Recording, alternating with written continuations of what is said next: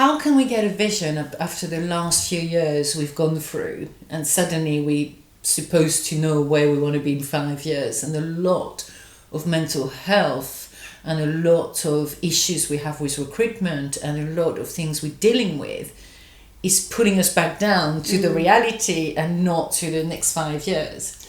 Yeah, don't you think that vision, or for some or for most people now, is a bit of a thing of the past, isn't it? Totally. You know, we used to always talk about, right, what's your vision and what's your why, which is still important, what's your why, but what's your vision is a bit more, really, I feel like we should be working in, not just in the moment, but just looking in short periods ahead.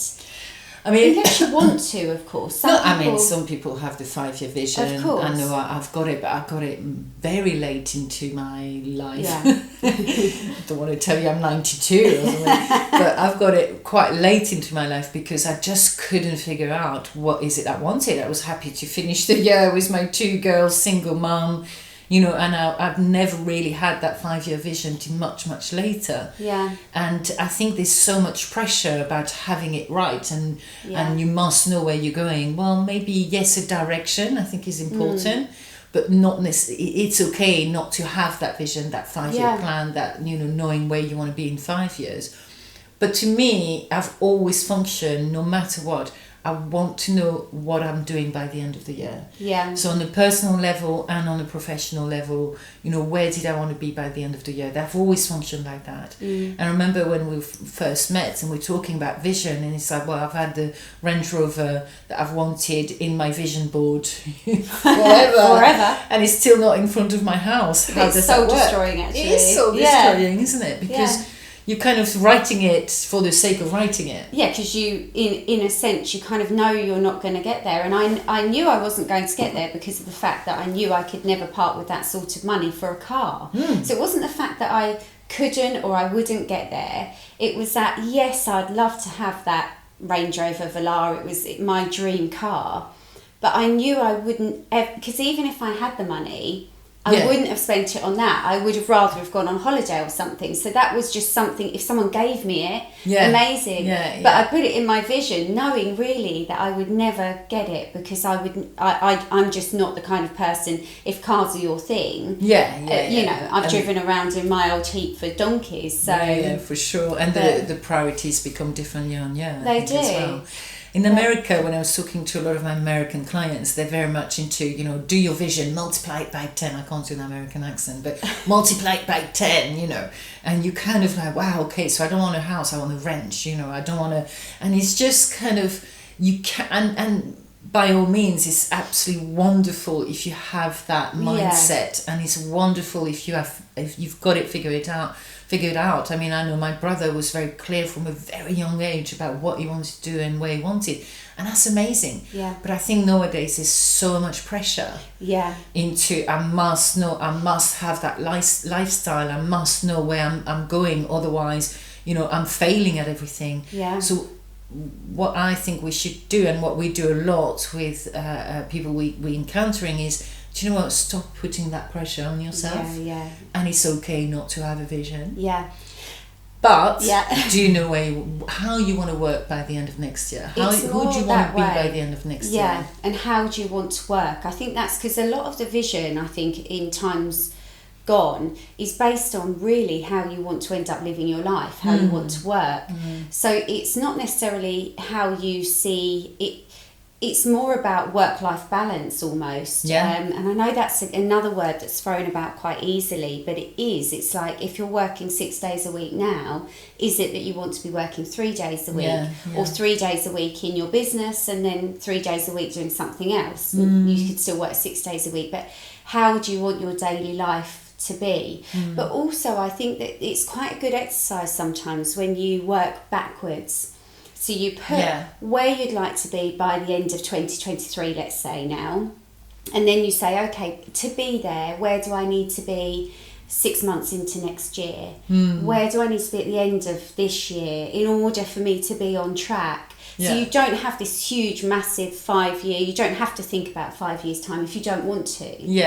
But you work backwards a little bit. So then you're taking it in baby steps. So then you achieve this by then, and then this by then, and that can be in work and personal life as well. I think it's important to input your personal and professional, otherwise you're only focusing on purely the professional and you're forgetting. And that's what we say in time management, you know, don't forget your personal to-do list, otherwise you will kind of end up not looking after what you need to do, and that's where the work-life balance becomes completely out of sync, and you've got to kind of stop that pressure. I think that's what I'm keen to say. You've got it figured out, and when we do this exercise on the vision, you've got it figured out, you know exactly where you're going. It's waking you up in the morning and like, wait, I'm really in it, I'm excited about it. Amazing. You know, it's brilliant. I feel like that nowadays, that I know where it is that I want to be and where I am going. But as I said, it came very late into my life, you know, late 30s before I actually could figure my vision, really.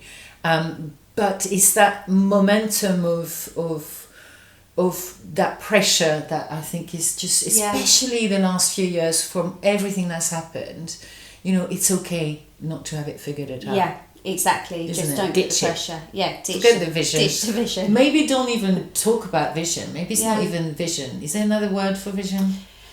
I suppose it's goals, isn't it? Goals is the one, although it seems a bit of a flat kind of it's goals.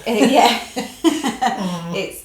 No, I mean it could be a goal, but maybe find a word that's a bit sexier than a goal. I know. How can we find that sexier than a goal? Maybe people need to send us some some recommendations. This is it. Because vision, I really like that. Just bores me now if I hear someone saying, "What's your vision?" and stuff. And I remember actually when I first started out as well, people would ask that all the time. They'd always say, "So what's your vision?" I think I haven't got a vision. I'm literally just doing what I know how to do best and loving it, but I don't have an all-encompassing vision. But as time went on, then I did. Like I had the vision that I really wanted to create more of a skin clinic.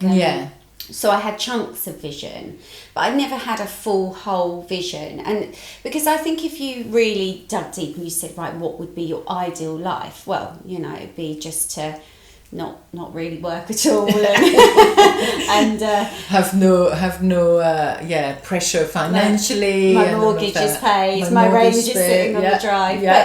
But you in my head I know that's kind of unrealistic unless I win the lottery or something, you know. I mean, okay, no, maybe, who knows? I mean, but people do make it to a status of having that kind of money, but not many people. But you know, we were talking about that not long ago, where you know, the money necessarily, when you feel the pressure on the financial level, or maybe you feel the pressure on the family level, maybe there's a pressure external to you that is actually putting a lot of stress in your life. Whether it's work, whether it's personal, you know, it just thinking, I'm going to have the money, I'm going to earn the lottery, it's all going to be okay. And it isn't. It's not. No. Because ultimately you have to work on yourself. And you have to work on who you are, what you are, and where you want to go. So I do think perhaps direction is a good... maybe not that sexy word, but no, it's not sexy, it's kind of, to me, it's knowing a little bit of the direction. Like when you called me to join and wanting to be more involved in coaching and everything else, you kind of had a bit of a sense of direction then, didn't you? So I think for me the direction is really, really perhaps what you need to look at. Where is it I'm going for next year? Sometimes as well, it's not always, you don't necessarily know, but you know that you want to expand your horizons, and you know what you like. So I knew that I liked that aspect of it. And you don't necessarily always know where it's going to take you. And sometimes that might end up in failure, but that's not a bad thing. As we know, you fail time and time again throughout life, but that's what kind of makes you who you are, isn't it? You get up and you go again, and you just keep going again, because that's, I think, really how human beings, we work quite a lot of the time, don't we? You fall down, you get up, you fall down, you get up. But it is a bit of direction in knowing what you like doing. And then you can kind of navigate the steps towards going this. And maybe it's not even writing, it's not the vision, it's not goals, but it's things that you like and things that you're interested in. And then you can navigate your way around that, for sure. There's different ways, isn't there? Different ways of kind of finding that vision, if that's what you're feeling like you need. If you need direction, then that's a good way of maybe starting. I think I think it always goes back, every conversation we have, to giving yourself that time. Yeah. And that time for yourself is really, really important. And I know that, you know, when you mentioned the lottery, yeah, of course I'd love to have the lottery, and I'd love to, but it never stopped me from working and do what I love. Well, this is what I was going to say, actually. It's never going to stop me from delivering stuff that it's not even kind of, maybe I don't even view it as work, but it's not going to stop me from, you know, carrying on that fulfillment that I feel like I need on a daily basis. But no one can give me that. No amount of money can give me that. No, exactly. And you have to find that. So whether it's meditation, whether it's yoga, but it's okay. I was talking to someone not long ago, because I did yoga a lot when I went through a lot on a personal level, separation and everything else. I did a lot of yoga, and then afterwards I was like, oh, namaste, it's just quick, I need to do stuff. It just didn't resonate with me. And that's okay. Yeah. You don't have to be a yogi to have it all figured out. No. You don't have to be a Superman Exercise to have bunny, exactly. Yeah. So you need to see what fits with you, I think, a lot of time, no? Yeah, and I think, going back on that point, I think when you are an owner and you've put yourself in that position, the last thing you'd need, or that would be good for you, is to go to doing everything to nothing. Yes. So yes, it's lovely, and yes, it takes pressures off certain things, but actually it's thinking about what makes you happy and what do you like doing, which then goes back to that whole what you interested in, what do you like, what fulfills you. And you lose that sometimes when you're smack bang in the middle of things, don't you? You know, you lose it.